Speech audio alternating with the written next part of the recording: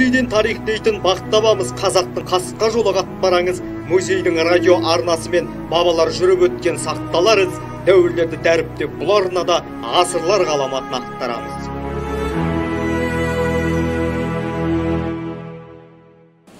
Қайырлы күн, құрметті радио тыңдаушылар, эфирде Музей радиосы. Микрофон алдында мен Әйгерім Сейітбекқызы. Әр халықтың ұлттық танымын, көзқарасын, өзіне тән жеке ұлттық ерекшелігін білдіретін наным сенімі, әдет ғұрпы, салт дәстүрі бар. Ата-бабадан келе жатқан салт дәстүрдің қаймағын бұзбай, ұмытылып кетуіне жол бермей, қазіргі қоғамда өте жарасымды етіп қолданып жүрген халықтың бірі қазақ халқы. Халқымыз дәстүрге өте бай, бүгінгі хабар бай дәстүріміздің бірі босағаға ілу дәстүріне арналмақ. Бүгін бізде қонақта Қызылорда облыстық тарих-өлкетану музейінің экспозициялық және көрмелік қызмет көрсету бөлімінің меңгерушісі Гүлсара Қыдырқызы. Қош келдіңіз студиямызға. Қош көрдік. Гүлсара Қыдырқызы, қазақтың ұмыт қалған салт дәстүрін жиып теріп Музей радиосынан халыққа паш етіп насихаттап жүрсіз. Бұл игілікті іс. Сізге көп рахмет. Осы дәстүрге бай қазақ халқының босағаға ілу дәстүрі туралы не айтасыз? Әр халықтың өзінің кәсібіне, сенім нанымына, тіршілігіне байланысты қалыптасып, ұрпақтан ұрпаққа ауысып отырған салт дәстүрі болады. Халықтық салт дәстүрді мәдениет құндылығы, халық қазынасының озығын, ақылды да, әдепті, жан-жақты, жетілген патриоттық сезімдегі азамат тәрбиелеуде пайдалансақ, қателеспейміз. Жан-жақты ел тарихын білетін, отанын сүйетін, заман талабына сай оқушылар мен жастарды тәрбиелеу бүгінгі күн талабы. Тәрбие біздің қасиетті салттарымызға байланысты. Қазіргі уақытта сыр өңірінде салт дәстүрге ерекше көңіл бөлген, оны әлеуметтік тұрмыстық ұстанымдармен жалғастырып отырған. Салт дәстүр жоралғыны шыр етіп, сәби дүние есігін ашқаннан қара жерге кіргенше адам өмірінде маңызды рөл атқарған.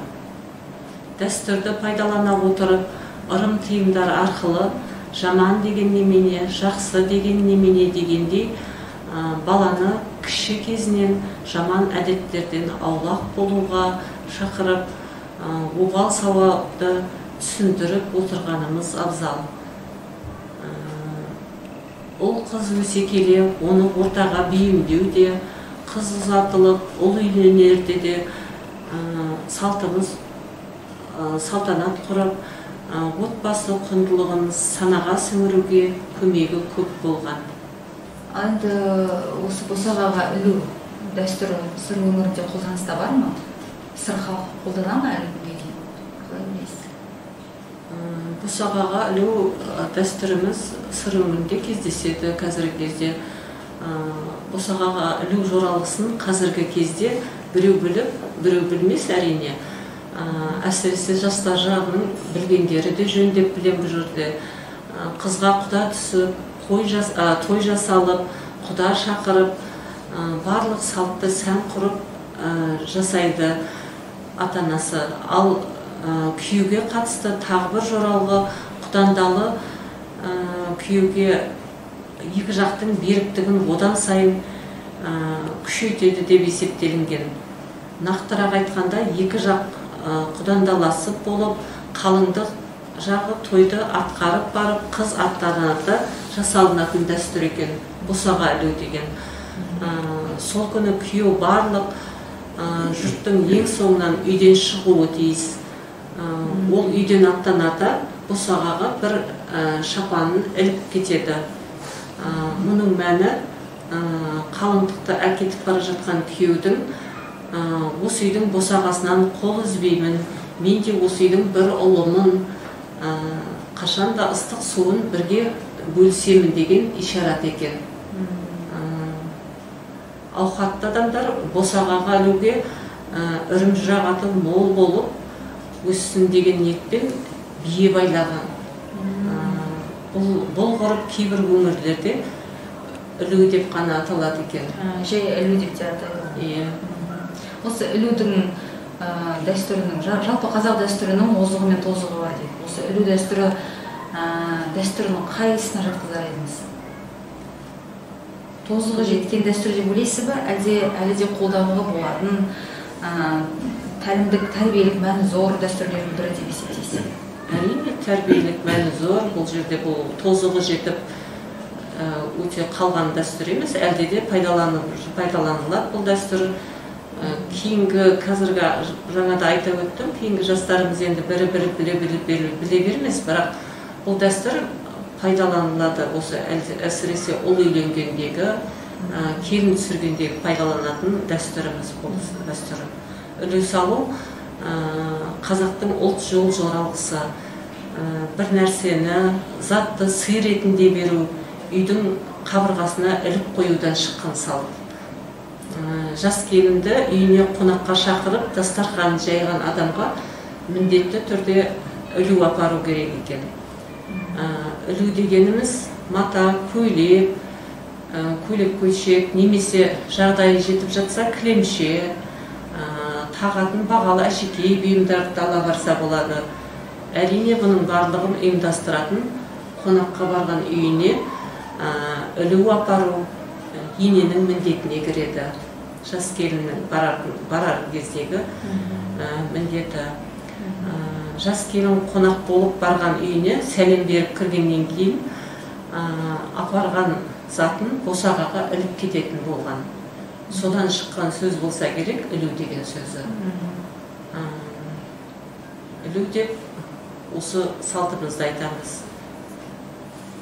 Бұл енді екі отбасын, жалпы туған туысты жақындастыратын, байланыстыратын, қарым-қатынасты үзілтпейтін әдемі салттардың бірі алыс-берісте. Ол жаққа қонаққа барған кезде үлу апарып, немесе қонақтан қайтқанда үй иесінің беріп жіберетін сыбағасы бар деген сияқты. Соның барлығы бір-бірімен жаңағы туған туыстың қарым-қатынасын жақындастыра түсетін, байланыстыра түсетін әдемі салттардың бірі деп айтамыз. Қазақтың асыл мұраларын көзіміздің қарашығындай сақтап, келешек ұрпаққа жалғастырып отыруымыз қажет. Еліміз салт дәстүрге бай болсын деген келеді бұл жерде. Адам заманның да жеке өмірінде кездескен жетістіктері мен кемшілігін ой елегінен өткізіп, жақсылығына тұшынып, кемшілігінен безініп, қиыншылықтарынан шығар жол іздесе, ол келешекке жол көрсетуші десе болады. Ал өткенді сараламағанның келешегі бұлыңғыр деп жатады. Тұманда адасқан адамның кейпін киеді дейді. Өткенді санамызға сіңіретін, халқымыздың ғасырлар бойы ұстанған ұстанымымыздың жиынтығын салт пен дәстүр деп атайды екенбіз. Енді келер ұрпаққа, жастарға осы салт дәстүрді ұстануда қандай кеңестер берер едіңіз? Бұл жерде енді салт дәстүрдің несі көп қой, енді жаңа шіретіп түскен баланың сәбиден бастап жаңағы жерге кіргенге дейін деп айтылып та кетіп жатыр. Жаңағы сол жерде салт дәстүрлеріміз көп, оның бәрін ұстанса біздің жастарымыздың тәрбиеленуі, жастардың талабының жаңағы заман талабына сай бүгінгі тәрбие алу, тәлімдік алу, ұлт ретінде жоғалып кетпеуіміз үшін, жоғалып кетпеуіміз керек. Ұлттық кодымыздың сақталып қалуына әсер етеді бұл салт дәстүрге. Ұстанғанымыз абзал дейсіз ғой. Иә, ұстанғанымыз абзал бұл жерде. Сізге көп рахмет, Гүлсара Қыдырқызы. Жалпы мына музей ісінің даму жолында жасап жатқан игі істеріңізге толағай табыстар тілейміз. Отбасыңызға бақ-береке тілейміз, деніңізге саулық тілейміз.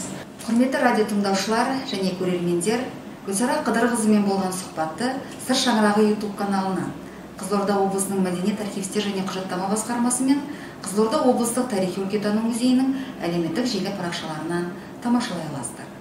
Музей радиосымен бірге болыңыздар.